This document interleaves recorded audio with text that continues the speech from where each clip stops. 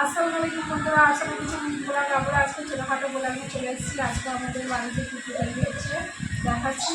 এই যে চালের একটা রুটি, চারটে খুঁড়ি হয়েছিল, সব বেলা হয়ে গেছে, গল্পই আছে এখানে। আর সেখানে গ্যাস রুমে আমার বন্ধু শিখতেছে, আমার মা নিচে ছিল, সব করে দিয়ে উপরে গেছে, উপরে রান্না হচ্ছে। একটা আমার আব্দু অস্ট্রেলিয়া মুরগি নিয়ে এসছে, সেই মুরগিটা কাটা হয়েছে, মুরগির মাংস রান্না হবে, আলু দিয়ে ঝোল আর নিহারি হবে।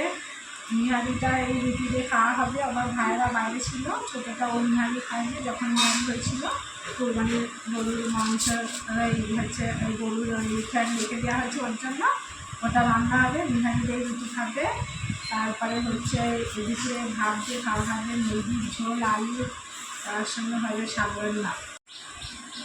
এই বাচ্চাগুলো দেখুন, রয়েছে, ওরা আটা নেবো সব আটা নিয়ে খেলা করছে। এই যে এখানে আমার ছোটো ভাইয়ের মেয়ে, আমার মেয়েটা, এখানে বড় ভাইয়ের ছেলে, এরা সব আটা হাতে করে নিয়ে লাড্ডু পাচ্ছে। আমরাও রুটি করবো, রুটি বেলবো, এরাও কাজ করছে। গ্যাস রুমের মধ্যে আমার বড় ভাই রুটি সেকছে, মানে আমার ভাইয়ের বউ, আমার বড় বাড়ির বউ, ও রুটি সেকছে গ্যাস রুমের মধ্যে। সব রুটিগুলো সেঁকা হয়ে গেছে এখানে, আর মাত্র কটা আছে রুটি সেঁকার জন্য। এখানে আমার মামিমা সেঁকে নিচ্ছে রুটিগুলো।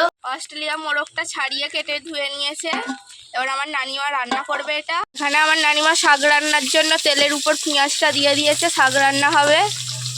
এখানে মায়ের মামিমারা কাঁঠাল দিয়ে গেছে, দেখতেই পাচ্ছেন কাঁঠালটা কত বড়, খেতেও তাহলে কাঁঠালটা স্বাদ হবে। আজকের ওয়েদারটা খুব একটা ভালো নেই, বৃষ্টি হচ্ছে। বৃষ্টির পানিতে দেখুন পুকুরে মাছগুলো কি সুন্দর লাফিয়ে লাফিয়ে খেলা করছে। এই পুকুরের মাছগুলো এক একটা 10 কেজি 15 কেজি হয়, পাঙশ ট্যাংরা মাছ। নানিমাদের বেগুন গাছ লাগিয়েছিল, বেগুন গাছে ভালোই বেগুন হয়েছে, সরু সরু, কিন্তু বেগুনগুলো অনেক বেগুন ধরেছে, প্রত্যেকটা গাছে বেগুন ধরেছে। বেগুনগুলো খেতে ভালো। এই যে আম গাছটা দেখতে পাচ্ছেন, এই আম গাছটা খুব একটা বড় না, কিন্তু আম গাছে এক একটা আম হয়েছিল 500 করে, সব ঝড়ে পড়ে গেছে।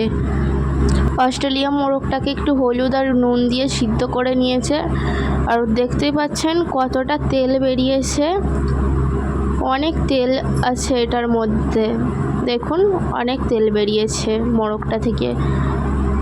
এখানে আলু ভেজে নেওয়া হয়ে গেছে।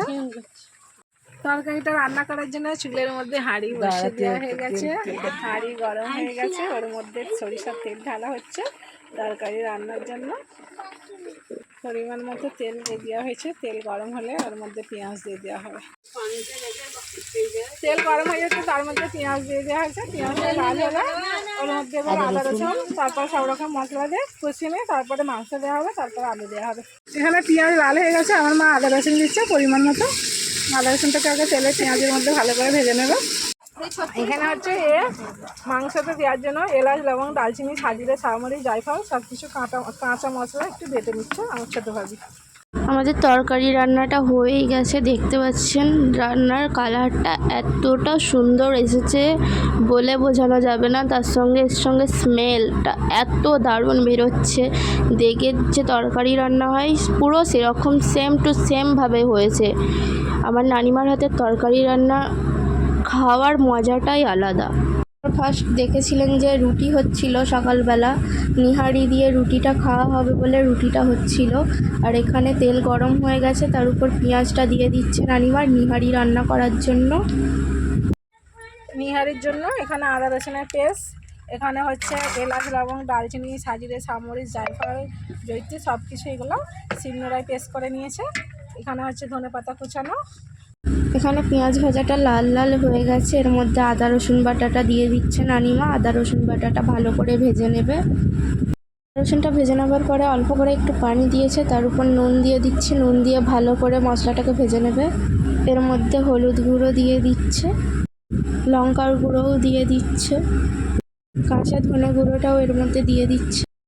সব মশলা দিয়ে কষিয়ে নিয়ে নিহারির হাঁড়িটা নামিয়ে নিয়ে ঢালছে, কারণ হাতে পড়ে গেলে হাত পুড়ে যাবে।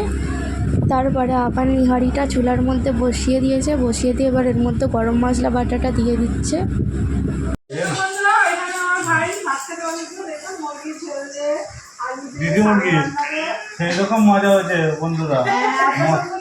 আমাদের সবার খাওয়া হয়ে যাওয়ার পর মা, নানিমা, মামাজি একসঙ্গে খেতে বসেছিল, মাইমারাও খাচ্ছিল। এখানে আমার মামিমা ঘুরে ঘুরে বসছে, না যাতে আমি মামিমাকে দেখাই। এখানে মা দেখতে পাচ্ছেন মোরগের লেগটা তুলে নিয়েছে, তুলে নিয়ে দেখাচ্ছে। মা এখনও ভালোভাবে খাওয়া শুরু করেনি, শাক রান্না দিয়ে মা খাচ্ছে। শাক রান্নাটা আপনাদের দেখানো হয়নি, মা ঝোলটা ঢেলে নিচ্ছে খাবে বলে। এখানে মা লেগটা নিয়েছে, টেনে ছিঁড়ে খেতে আর পাচ্ছে না গরম বলে। তরকারিটা খেতে হেভি টেস্টি হয়েছে, কিন্তু না খেলে আপনারা হয়তো বুঝতেই পারবেন না। কালারটা দেখে হয়তো বোঝাই যাচ্ছে কতটা টেস্টি হবে। নানিমা এসেছে, মানে আমার মায়ের মেজো খালা, অনেক কিছু নিয়ে এসেছে করে। আমার খালা, ছোট খালা, এখানে আমার ছোট নানিমা নিয়ে আসছে সব কিছু। এখানে পোষা হবে কিছুদিন, পোষার পরে তারপরে কেটে খাওয়া হবে দুটো মুরগিকে। নানাজির দোকানের চপ তৈরির জন্য বড়মামাজি আলুগুলো ছাড়িয়ে নিচ্ছে। সিদ্ধ করা হয়েছে, ডিমের চপ তৈরি হবে।